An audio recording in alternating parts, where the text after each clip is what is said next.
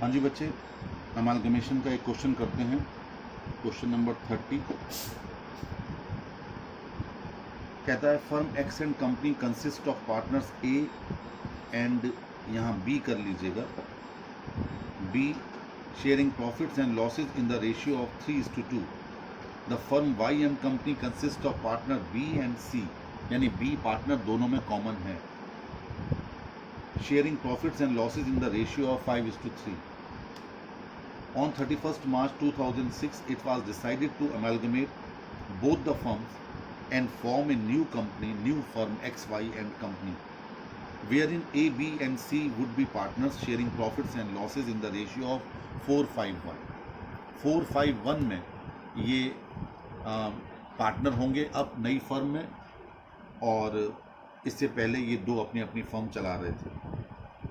The following were the terms of amalgamation. क्या terms थी? Goodwill of X and Company was valued at ₹75,000 and goodwill of Y and Company was valued at ₹40,000. दोनों की अपनी अपनी goodwill question में दी गई है। Goodwill account not to be open in the books of the new firm, goodwill books में open नहीं किए जाएंगे। याद रखिए क्वेश्चन ऐसा कह रहा है। But adjusted through the capital accounts of the partners, capital accounts of the partners के थ्रू एडजस्ट किए जाएंगे। Building machinery and vehicles are to be taken over at 2 lakhs, 1 lakh and 74,000 respectively. Provision for doubtful debts at 5,000 in respect of X and Company and 4,000 in respect of Y and Company are to be provided. You are required to show how the goodwill value is adjusted amongst the partners. Prepare the balance sheet of X, Y and Company as at 31st/3/2006 by keeping partners' capital in their profit sharing ratio. By taking capital of B as the basis, B की capital को base मान करके बाकी आप दोनों partners की capital निकालोगे और उसे नई फर्म में शो करोगे। The excess or deficiency to be kept in the respective partners' current account.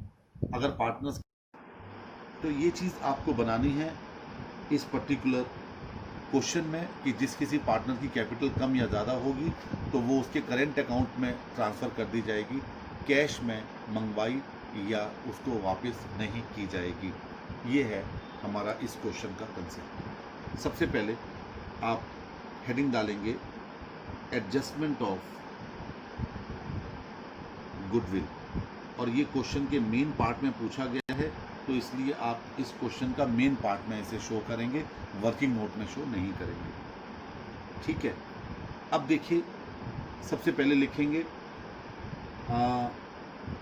Raised in old profit and loss sharing ratio, raised in old profit and loss sharing ratio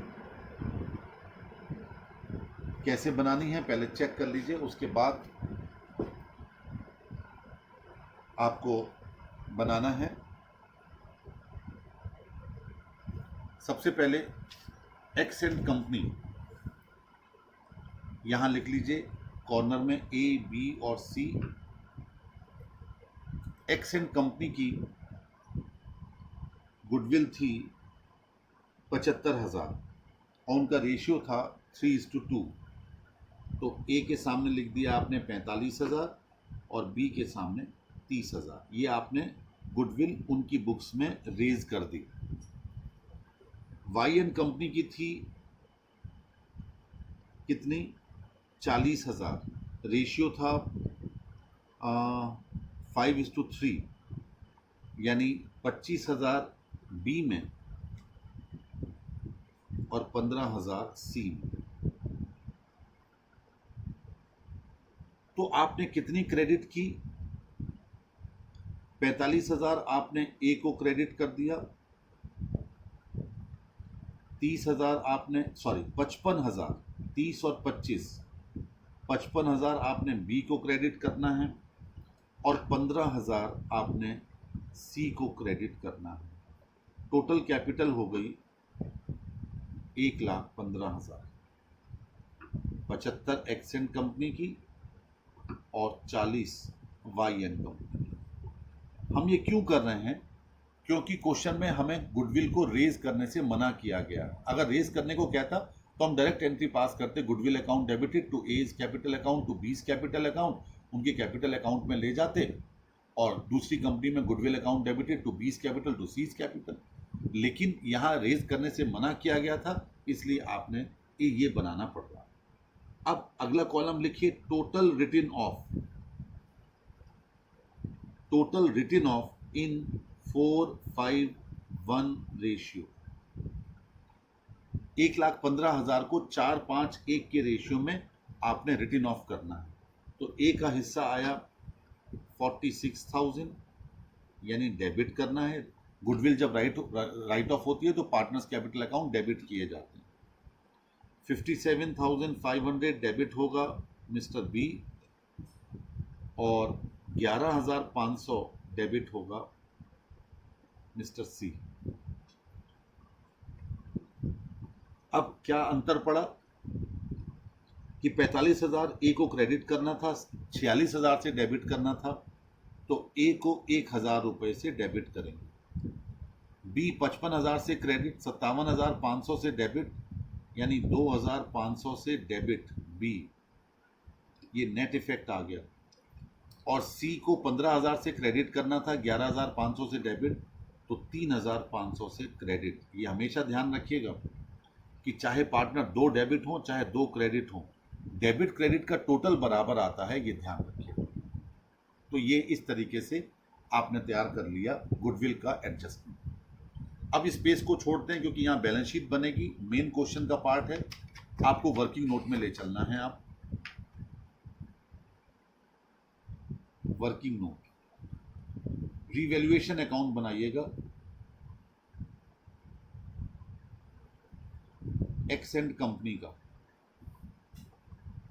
और revaluation account बनाइए Y N company का।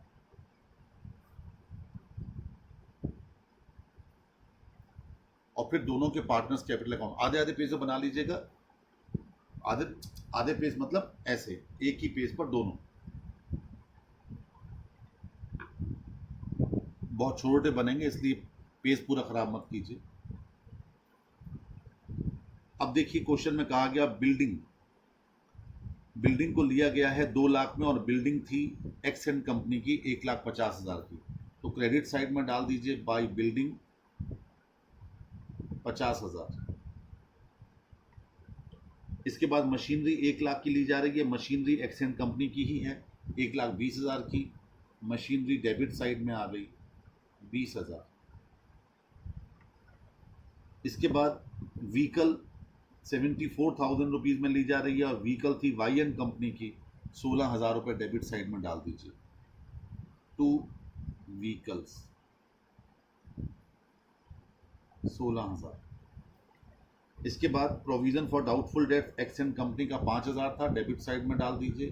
Provision for doubtful debts 5,000, और 4,000 डाल दीजिए Y N company में।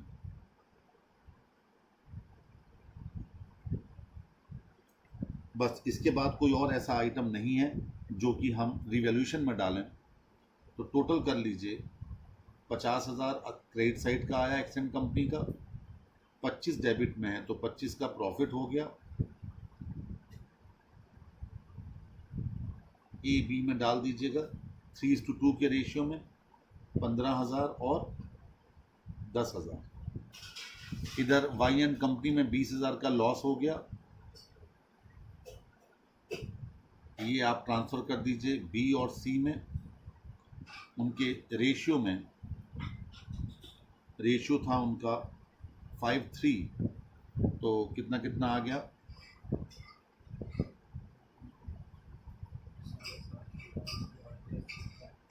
7,500 सी का और 12,500 B का। ठीक है, अब पार्टनर्स कैपिटल अकाउंट बना लीजिए। एक्सेंट कंपनी के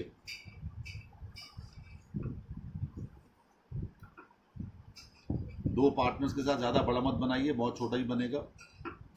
ए बी, सबसे पहले पार्टनर्स कैपिटल दिखाइए बाय बैलेंस ब्रॉट डाउन। 1,50,000 ए में, 1,00,000 रुपए बी में।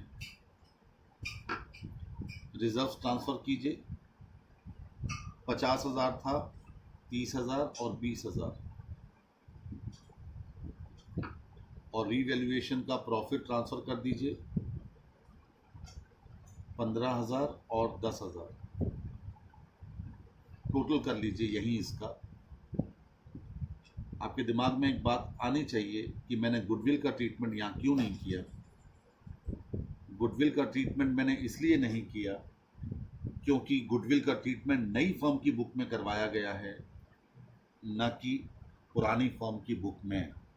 इसलिए हमने गुडविल का ट्रीटमेंट यहाँ पर नहीं किया। तो 195 ए का बैलेंस आ गया और 130 बी का आ गया।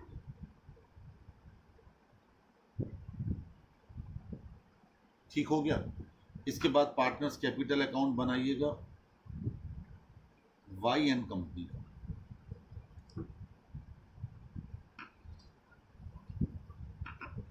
इस बार यहाँ बी और सी के खाते बनेंगे। छोटा सा बनाइए, बिल्कुल ज़्यादा नहीं, बड़ा। ये सब वर्किंग नोट में बन रहा है, मेन क्वेश्चन का पार्ट नहीं है। बैलेंस ब्रॉट डाउन कीजिए, 75,000 एंड 50,000। रिजर्व्स ले लीजिएगा, 40,000 के हैं, 5 और 3 के रेशियो में, 25,000 और 15,000। इसके बाद डेबिट साइड में टू रिवैल्यूएशन लॉस 12,500 और 7,500। बैलेंस निकाल दीजिए, यहाँ पर भी इनका 1,65,000 टोटल आ गया। सी का आ गया 57,500 और बी का आ गया 87,500।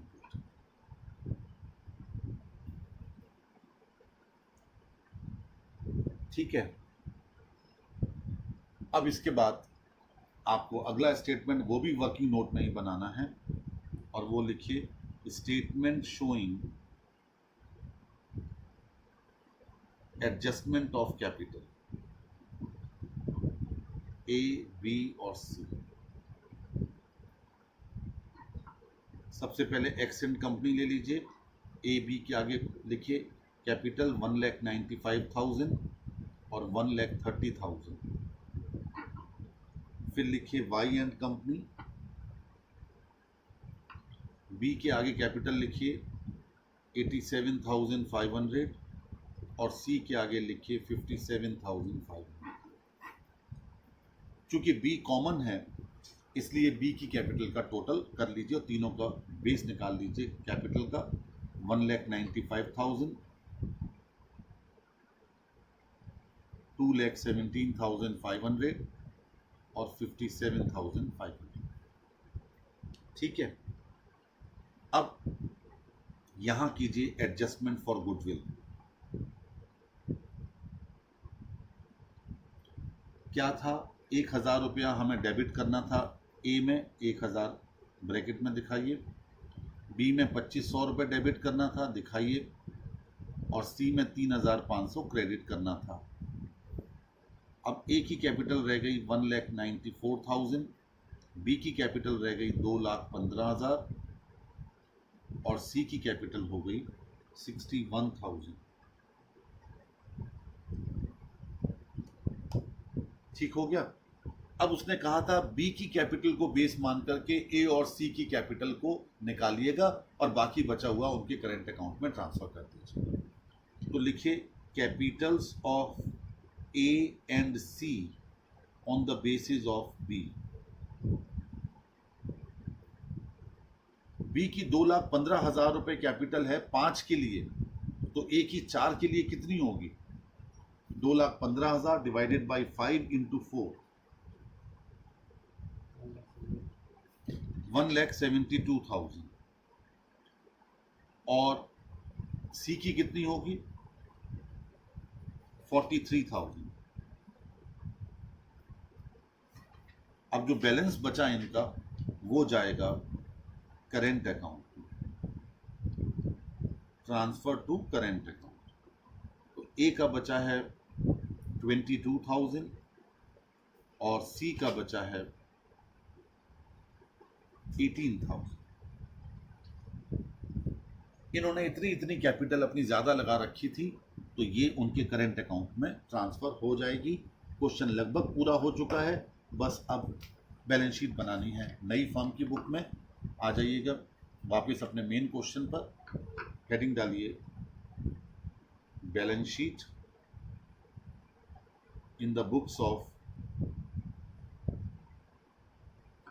X Y and company. लिखा ज़रूर है कंपनी, लेकिन वो फर्म ही बन रही है, इसलिए नई बैलेंस शीट अपने पुराने फॉर्मेट में बनाई जाएगी। सबसे पहले कैपिटल्स ए बी सी। ए की कैपिटल आई थी 1,72,000, बी की 2,15,000 और सी की 43,000।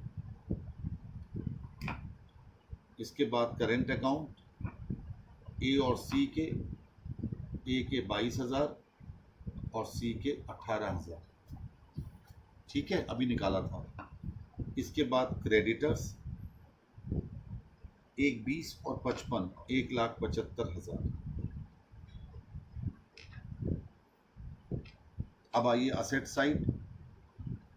कैश पर कोई असर नहीं पड़ा, लेकिन चूंकि हमने कैपिटल ऊपर लिखी है तो बिल्डिंग को सबसे पहले ऊपर दिखाइएगा, और बिल्डिंग 2 लाख की दिखाई जाएगी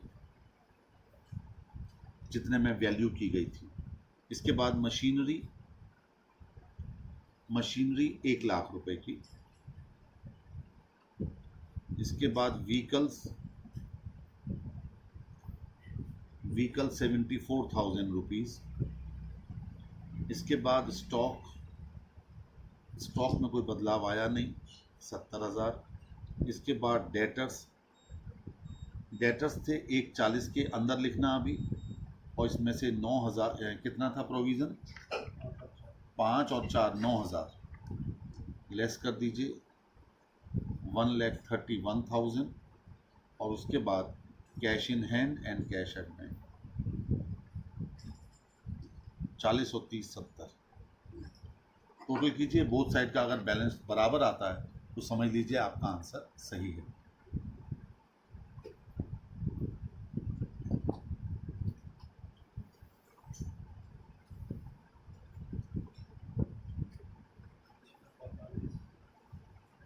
$6,45,000।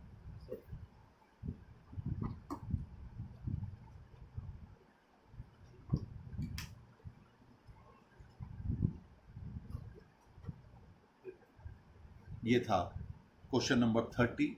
सिवाय मैंने करवा दिया, आपने नोट डाउन कर लिया, ये मत कीजिए। क्वेश्चन को पूरा समझिएगा और उसके बाद आगे बढ़िएगा। हमने इस क्वेश्चन को रिवैल्यूएशन के माध्यम से सॉल्व किया। अगले लेक्चर में मैं एक क्वेश्चन अमलगमेशन का करवाऊंगा रियलाइजेशन के थ्रू, तो उससे एक बार और क्लियरिटी आ जाएगी कि दोनों मेथड आप कहीं भी इस्तेमाल कर सकते हैं और आपका आंसर एग्जैक्टली सही आएगा। That's all.